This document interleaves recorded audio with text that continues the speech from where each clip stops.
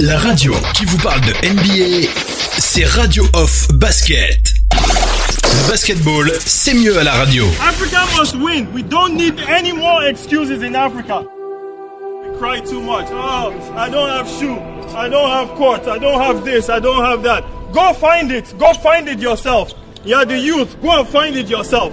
Why do you have to complain every time? Why do we have to bitch every time that we don't have? Or they didn't give us opportunity. Or my parents were not born rich. Or we didn't get this or we didn't get that. We're tired of this in Africa. That's why we don't succeed. Because of stuff like this. You guys have to grow up. You are the youth. You're not changing me. You're not changing everybody here. You're not changing all these old men here. You're not changing anybody. You have to change Africa. Come on! La radio qui vous parle de NBA, c'est Radio Off Basket. Le basketball, c'est mieux à la radio. That's the way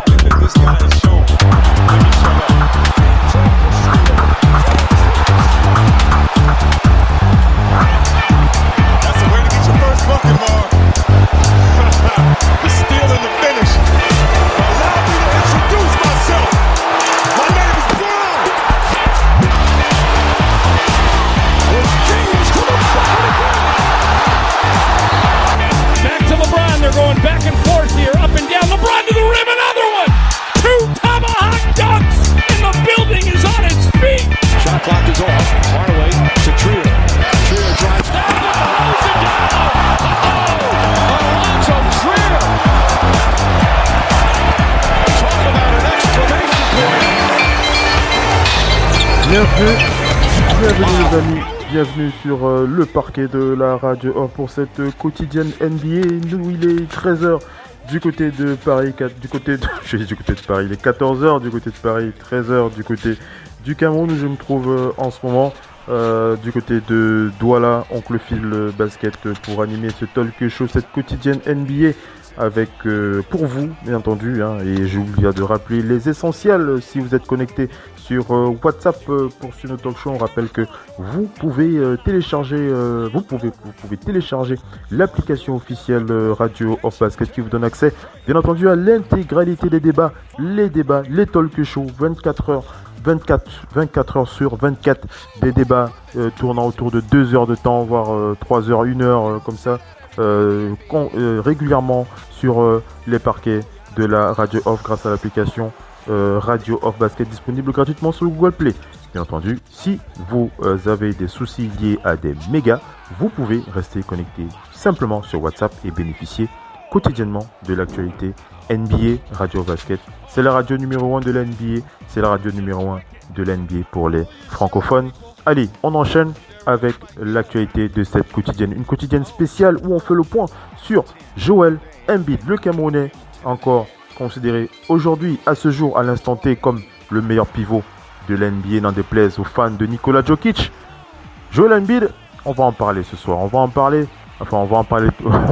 maintenant. Pourquoi ? Parce que Joel Embiid, vous avez surtout, je pense que vous faites partie de ceux qui ont un peu suivi l'actualité Joel Embiid. On va en discuter, je vais vous donner mon avis, puisqu'il y a eu des déclarations de notre cher consultant, cette légende du basket, Charles Barkley, qui s'est exprimé sur son sentiment par rapport à Joel Embiid. Il a véritablement l'impression que Joel Embiid le déteste. Et on va se poser la question pourquoi. Mais avant, le thème principal de cette question, c'est: est-ce que vous pensez, comme Charles Barkley, que Joel Embiid est un paresseux? Voilà, je vous repose la question. Est-ce que vous pensez que Joel Embiid est un paresseux? On va donner quelques éléments de réponse dans cette quotidienne. Restez bien connectés, à tout de suite. La radio qui vous parle de NBA, c'est Radio Off Basket. Le basketball, c'est mieux à la radio.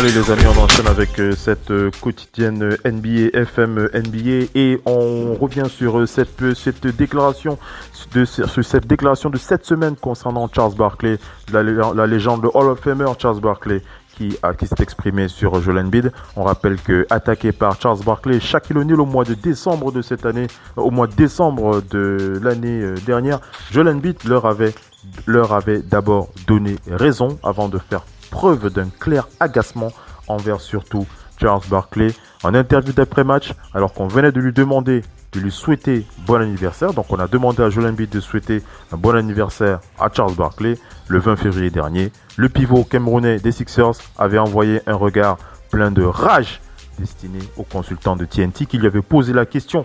Et à cela, Charles Barkley a réagi puisque on lui a demandé ce qu'il pensait de cette réaction de Joel Embiid et il a déclaré: Joel Embiid me déteste parce que je dis qu'il est feignant, mais ce que je dis c'est: mec, tu dois être dans une certaine condition physique pour jouer au basket. Ils ne le font pas s'entraîner. C'est genre, oh, il n'a pas les jambes. Ce n'est pas comme ça que tu t'améliores. Tu bosses et tu t'améliores. Faites-le bosser dans une piscine. Je ne sais pas, un truc du genre. C'est un super gamin. Mais ce que je dis simplement, c'est: hey, tu dois être en forme pour jouer au basket. Quoi qu'il arrive, je veux continuer à faire mon boulot. Donc, voilà un peu la déclaration de Charles Barkley concernant Joel Embiid.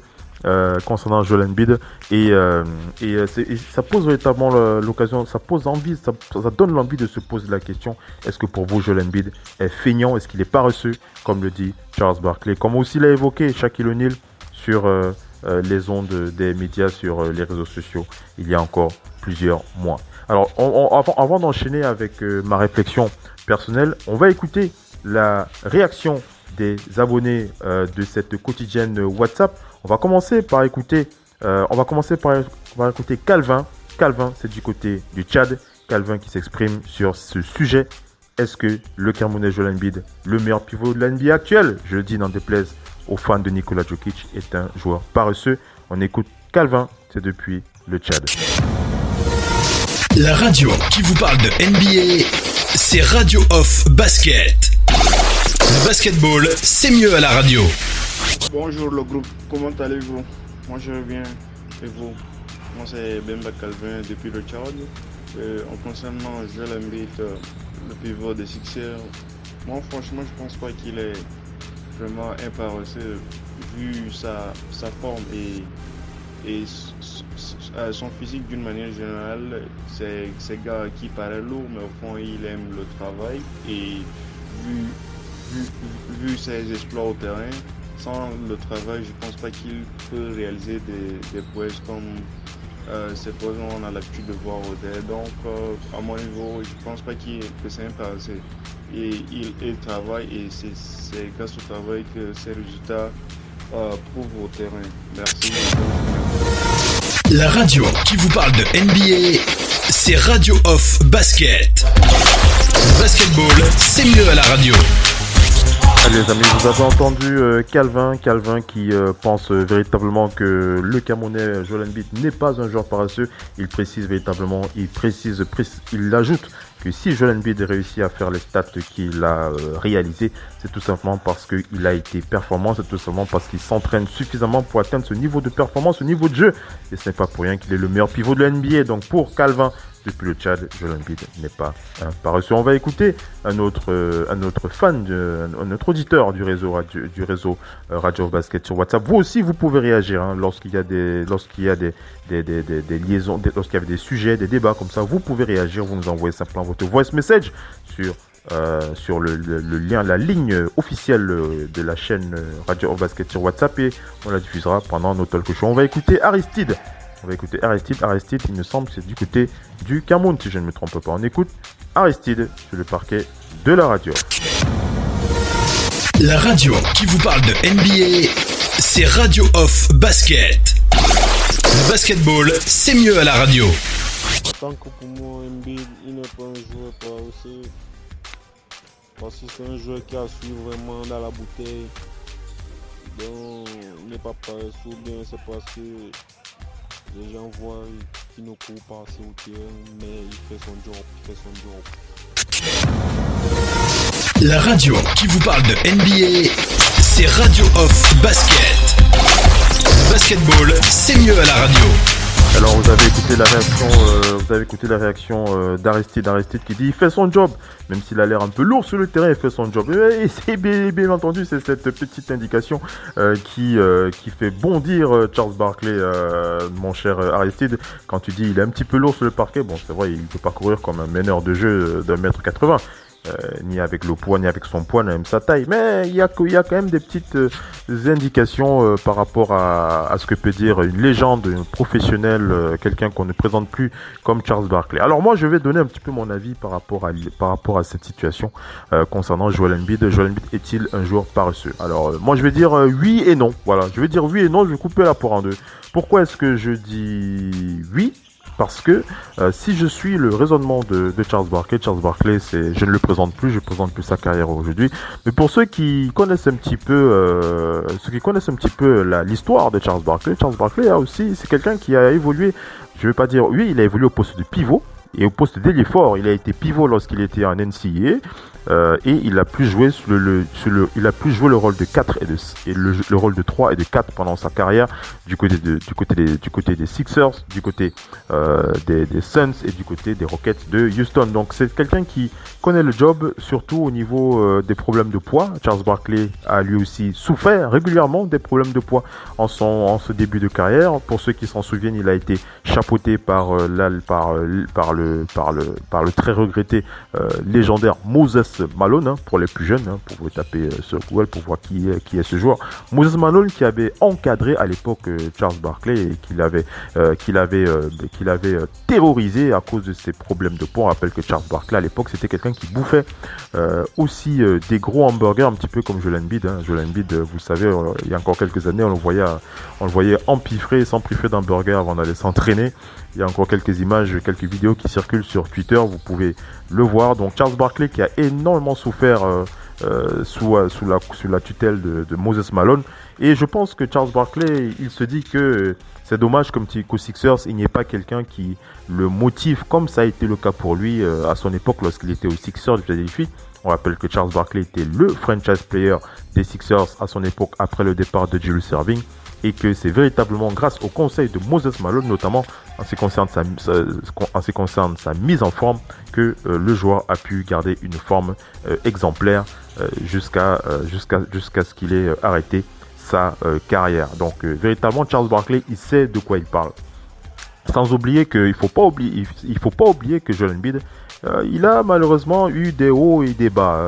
Est-ce qu'on va dire plus de bas que de hauts durant sa carrière? Il y a de quoi se poser la question. En ses débuts de carrière, on rappelle qu'il a quand même été écarté des terrains pendant presque 3 ans avant de commencer sa carrière NBA, et que par la suite, sa carrière a longtemps été, jusqu'à aujourd'hui, a longtemps été emmerdée par des problèmes soit de blessures. Vous vous souvenez des blessures qu'il a eu au genou, au mollet, au doigt, etc. Donc Joel Embiid, c'est un super joueur, mais qui malheureusement fait souvent souffler le chaud et le froid.